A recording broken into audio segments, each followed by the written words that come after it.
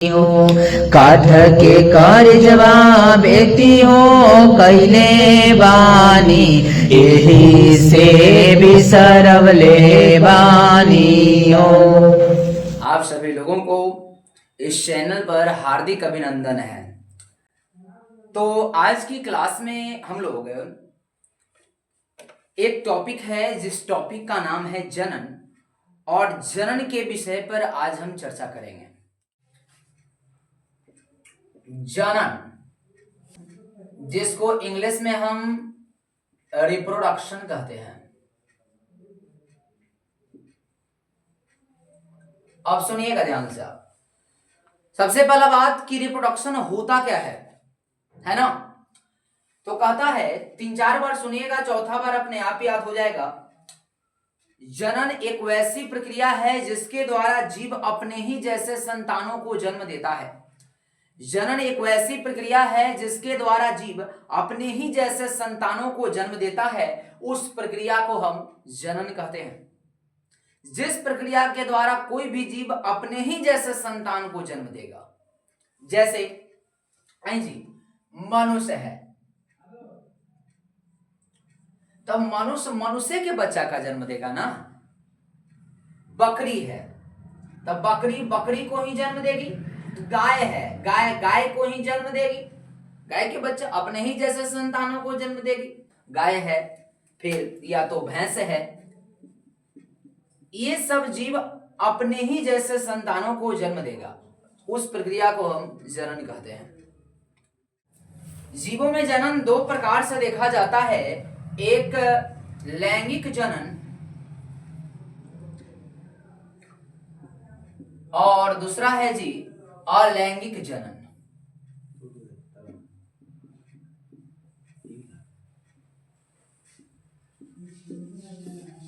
ए जी सुनिए, यानी sexual reproduction और एसेक्सुअल रिप्रोडक्शन।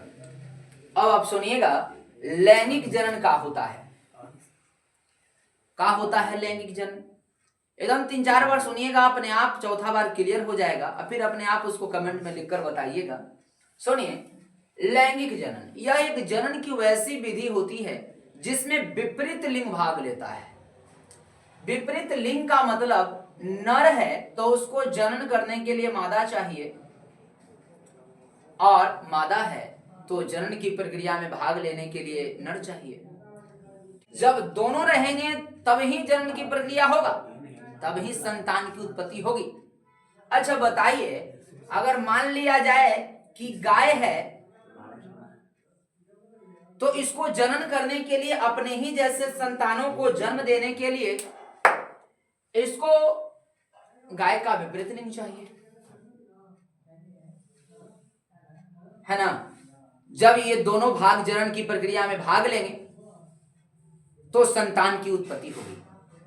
तो किसी भी लैंगिक जनन में किसी भी जीवों को अपने ही जैसे उत्पन्न करने के लिए विपरीत लिंग की आवश्यकता होती है। अगर भैंस है तो इसको जनन करने के लिए इसका विपरीत लिंग चाहिए, भैंसा। तब अपने ही जैसे भैंस संतानों को उत्पत्ति करेगी। तो इस प्रोसेस को हम हुआ लैंगिक जनन कहते हैं। समझ गए का?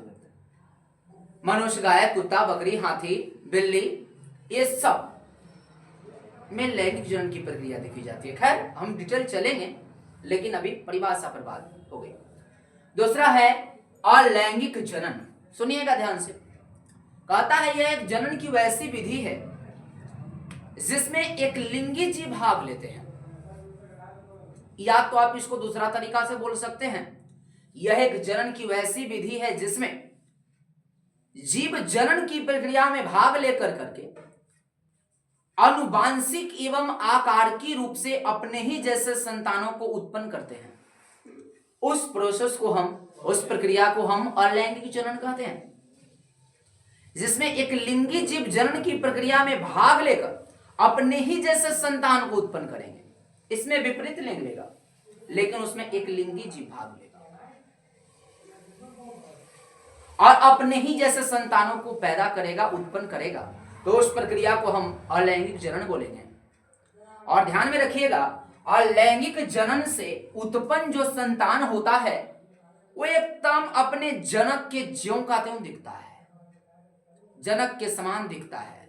और उस जनक के समान जो दिखता है उसको हम क्लोन कहते हैं, आकार से भी और अनुवांशिक रूप से भी। आपको अनुवांशिक मालूम है, अनुवांशिकता आने वाले वंश में जाने वाला गुण लक्षण, उसको हम अनुवांशिकता कहते हैं। और अलैंगिक जनन के द्वारा जो जीव उत्पन्न लेते हैं वो अपने जनक के ज्यों का त्यों दिखते हैं, आकार में भी और अनुवांशिक रूप में भी। और आकार और अनुवांशिक रूप से अपने जनक के समान दिखना क्लोन कहलाता है। जैसे आपने हाइड्रा का नाम सुना होगा, अमीबा का नाम सुना होगा, पैरामीशियम, यूग्लिना इत्यादि बहुत सारे ऐसे जीव हैं, वो अलैंगिक जनन की प्रक्रिया में भाग लेके अपने ही जैसे संतानों को उत्पन्न करते हैं। ये हो गया अलैंगिक जनन। मुझे लगता है कि लैंगिक अलैंगिक जनन में कोई दिक्कत आपको नहीं हुआ होगा। इसके बाद हम लोग अलैंगिक जनन को और विस्तार से जरा समझते हैं, जरा ध्यान दीजिएगा। यहां से अब हम लोग अलैंगिक जनन के प्रकार के बारे में समझेंगे। देखिए अलैंगिक जनन कितने प्रकार के होते हैं इसके बारे में जानते हैं। जी एगो बात बताएं का, अलैंगिक जनन जो होता है वह 6 प्रकार का होता है। ऐसे इसके कई सारे काइंड्स होते हैं, लेकिन मुख्य रूप से इसको 6 भागों में बांटा गया है, जिसमें से सबसे पहला का नाम है विखंडन।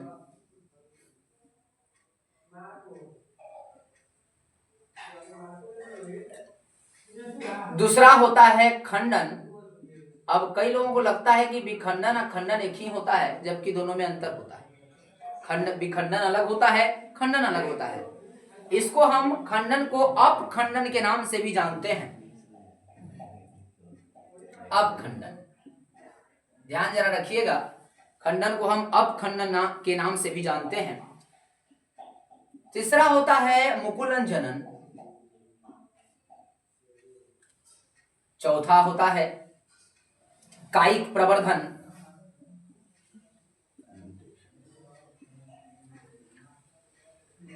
चलिए, पांचवा होता है पुनरुद्भवन, या इसका दूसरा नाम पुनर्जनन भी है, पुनर्जनन। चलिए 5 को।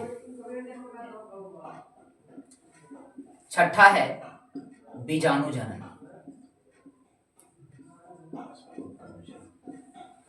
तो जनन के हम लोग 6 भाग को देख लिए।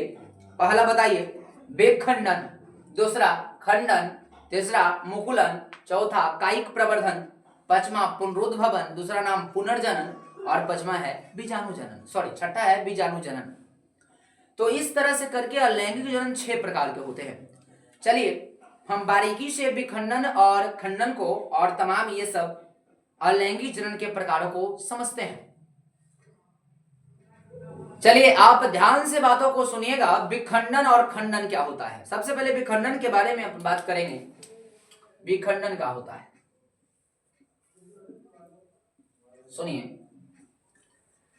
कहता है कि यह एक अलैंगिक जनन की वैसी विधि है जिसमें किसी जीव का केंद्रक 2 या 2 से अधिक भागों में टूट जाता है। उस प्रक्रिया को हम विखंडन कहते हैं। फिर से सुनना, हम एक बात पहले क्लियर कर देते हैं जी। विखंडन और खंडन हम एक साथ लिखा हुआ, ठीक है बा? विखंडन भी लिखा हुआ एक साथ और खंडन भी एक साथ हम लिखे थे। समझा विखंडन और खंडन में क्या अंतर हुआ है? तो विखंडन का परिभाषा पहले सुनिएगा। कहता है यह एक अलैंगिक जनन की वैसी विधि होती है जिसमें किसी जीव का केंद्रक 2 या 2 से अधिक भागों में टूट जाता है। तो किसी जीव का केंद्रक अगर 2 या 2 से अधिक भागों में टूटेगा ना जी, तो उस प्रक्रिया को विखंडन कहेंगे। लेकिन खंडन क्या होता है सर? तो यह अलैंगिक जनन की एक ऐसी विधि होती है जिसमें किसी जीव का शरीर किसी कारणवश क्षत विगत हो जाता है, मतलब टूट जाता है। तो जब किसी जीवों का शरीर टूटेगा ना और नई नई संतति का निर्माण करेगा ना, तो उस प्रक्रिया को हम खंडन कहेंगे। और जब किसी जीव का केंद्रक टूट करके नया नया जीव का निर्माण करेगा ना, तो उस प्रक्रिया को विखंडन कहेंगे। तो किसी जीव का केंद्रक अगर टूटेगा तब विखंडन है, और अगर किसी जीव का शरीर टूटेगा और नई नई संतति का उत्पन्न करेगा तो उस प्रक्रिया को हम खंडन कहेंगे। दोनों में अंतर है, यहां पर केंद्रक विभाजन होगा लेकिन यहां पर शरीर विभाजित होगी। अब देखिए, हम दोनों का उदाहरण के द्वारा भी समझेंगे। पहले हम अपन इधर विखंडन क्लियर कर लेते हैं। तो क्या कहा, यह एक अलैंगिक जनन की वैसी प्रक्रिया है जिसमें किसी जीव का केंद्रक दो या दो से अधिक भागों में टूट जाता है। ए जी, जब किसी जीव का केंद्रक दो भागों में टूटेगा ना, तो उस प्रक्रिया को हम द्विखंडन कहेंगे। और जब किसी जीव का केंद्रक दो से अधिक भागों में टूटेगा ना, तो उस प्रक्रिया को हम बहुखंडन कहेंगे। अब आप लोग लास्ट में ये दोनों खंडन खंडन देखकर ये मत निकाल दीजिएगा कि ये खंडन का प्रकार है, ये विखंडन का है। यहां पर जब किसी जीव का केंद्रक दो भागों में टूटता है तो द्विखंडन है, और जब किसी जीव का शरीर दो से अधिक भागों में टूटता है तो बहुखंडन है। अब जरा समझेंगे, आपने अमीबा का नाम तो सुना ही होगा, जिसकी आकृति एकदम अनिश्चित होती है। देखिए, अनिश्चित होती है। अमीबा में क्या होता है कि जब इसको जनन की प्रक्रिया में भाग लेता है ना सर, तो सबसे पहले इसका केंद्रक दो भागों में बंटने के लिए उतावला होते रहता है। यानी इसका केंद्रक सबसे पहले दो भागों में बंटेगा, केंद्रक उतावला होता हुआ रहेगा, समझ रहे हैं ना। और फिर क्या होगा कि इस प्रोसेस में ये दोनों केंद्रक जो है वो अलग अलग भागों में बंटने के लिए एकदम तैयार हो जाएगा, अलग अलग भागों में बंटने के लिए एकदम तैयार हो जाएगा। और कुछ समय के बाद ये दोनों केंद्रक एक नया नया अमीबा का निर्माण कर लेगा, एक नई नई अमीबा का निर्माण कर लेगा। देखिए, और जैसे ये विभाजित होगा तो ये दोनों अपना अपना अलग अलग केंद्रक को ग्रहण कर लेगा। तो आप यहां पर देख रहे हैं कि यहां पर केंद्रक एगो था, बंटवारा होने के लिए सोचा, फिर दो भागों में केंद्रक विभाजित हो गया, और फिर दोनों केंद्रक नया नया अमीबा का निर्माण कर लिया। यानी इसका केंद्रक जब दो भागों में बंट गया तो इस प्रक्रिया को हम द्विखंडन कहेंगे। लेकिन ध्यान रखिएगा, अमीबा में बहुखंडन भी होता है जब अमीबा अनुकूल परिस्थिति में होता है। ये अनुकूल और प्रतिकूल को पहले अपन समझ लें। अनुकूल परिस्थिति उस परिस्थिति को कहते हैं जिसमें किसी जीव का शरीर वातावरण के अनुसार ढल जाए। तो वातावरण के अनुसार अगर हम अपने शरीर को ढाल लेते हैं तो अनुकूल परिस्थिति है, और जब वातावरण के अनुसार हम अपने शरीर को नहीं ढाल पाते हैं तो हमारे लिए वो प्रतिकूल परिस्थिति है। जैसे तो हम बताइए, तो अभी ठंडा अभी है और डायरेक्टली एकदम गर्मी चला है, बहुत ज्यादा गर्मी हो जाए तो हम अपने शरीर को ढाल नहीं पाएंगे। या तो अभी हम यहाँ पर हैं, अभी हम मसूरी में हैं, और डायरेक्ट वैसे प्रदेश में चले जाएं जहां पर बहुत ज्यादा गर्मी होता है, या जहां पर यहां से भी ज्यादा बहुत ज्यादा ठंडा है, तो हम अपने शरीर को नहीं ढाल पाएंगे। तो उस परिस्थिति को हम कहेंगे वो हमारे लिए प्रतिकूल परिस्थिति है। तो अमीबा में भी वैसा ही होता है। जब अमीबा अनुकूल परिस्थिति में होता है ना, तो वह द्विखंडन करता है, और जब अमीबा प्रतिकूल परिस्थिति में होता है तो अमीबा भी बहुखंडन करता है। यानी उसके शरीर का जो केंद्रक है वो कई भागों में विभाजित हो जाती है, और वो प्रत्येक केंद्रक जो है वह नया नया अमीबा का निर्माण करता है। जैसे आप इस प्रोसेस को देखिए, ये अमीबा में बहुखंडन हो रहा है। इसका केंद्रक प्रतिकूल परिस्थिति में बहुत सारे भागों में टूटा, और प्रत्येक केंद्रक से नया नया अमीबा का निर्माण हो गया। आपने प्लाज्मोडियम का नाम सुना होगा, अब देख लीजिए जरा प्लाज्मोडियम को भी एक बार।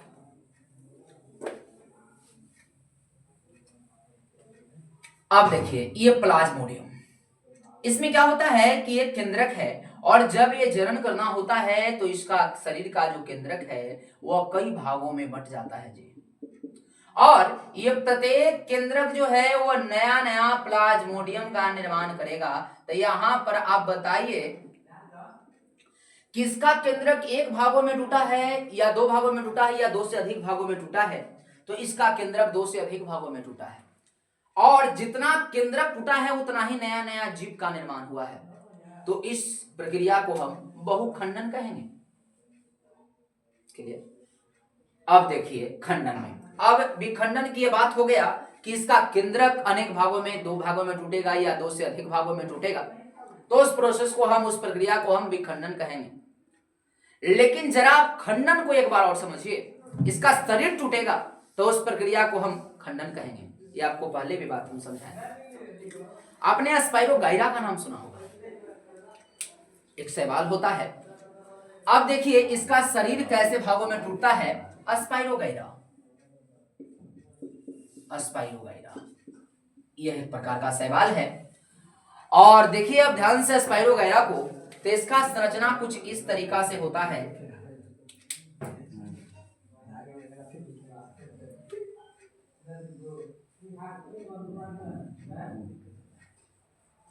स्पाइरोगाइरा,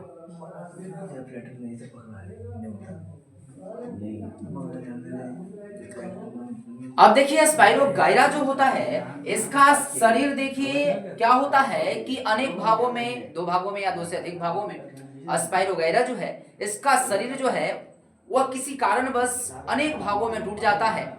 जितना भागों में, अब देखिए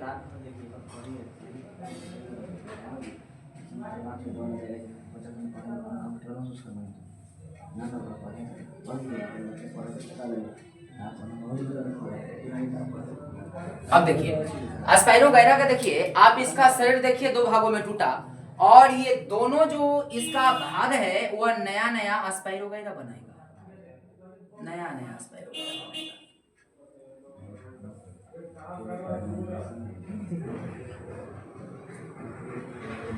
नया नया स्पाइरोगाइरा। तो बताइए यहां पर इस जीव का शरीर जो है वह टूटा है। तो जब किसी जीवों का शरीर टूटकर नया नया जीवों का निर्माण करता है ना, तो उस प्रक्रिया को हम खंडन कहेंगे। तो देखो यहाँ केंद्रक नहीं विभाजित हुआ है, यहाँ पर जीवों का शरीर विभाजित हुआ है। समझे? तो देखिए यहाँ पर स्पाइरोगाइरा दो भागों में बटा, और दोनों जो है वह नया नया क्या बनाया? स्पाइरोगाइरा बनाया। अभी जितना भागों में टूटेगा, अगर तीन भागों में टूटेगा तो तीन वो स्पाइरोगाइरा बनाएगा, चार भागों में टूटेगा तो चार वो स्पाइरोगाइरा बनाएगा, पांच भागों में टूटेगा पांच वो स्पाइरोगाइरा बनाएगा। यानी इसका शरीर जितना भाग में टूटेगा उतना स्पाइरोगाइरा का निर्माण करेगा, उतना जीव का निर्माण करेगा।